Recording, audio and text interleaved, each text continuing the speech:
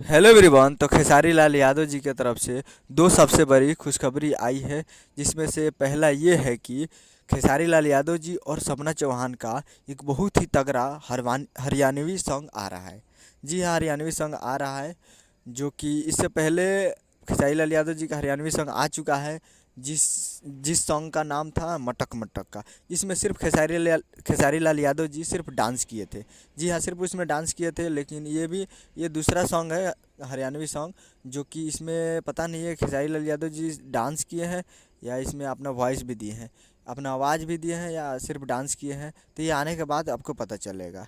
तो आ रहा है कुछ ही दिन में। अभी तो फ़िलहाल छठ सॉन्ग आ रहा है, तो छठ सॉन्ग अभी फ़िलहाल छठ सॉन्ग रिलीज होगा। और अभी फ़िलहाल कोई लोकगीत भी रिलीज नहीं हो रहा है। तो आप लोग तैयार रहिएगा हरियाणवी सॉन्ग के लिए छठ बाद। और दूसरा ये है कि अभी लोकगीत नहीं आ रहा है, लोकगीत छठ छठ के बाद आने वाला है। अभी यही अपडेट था। उम्मीद करूँ कि वीडियो अच्छा लगा तो चैनल को सब्सक्राइब बेल आइकन ताकि ऐसे कैसे लाल यादव जी के लेटेस्ट मिलता रहे। वीडियो अच्छा लगा तो वीडियो को एक लाइक कीजिए। मिलते हैं अगले वीडियो में। जय हिंद, जय भोजपुरी।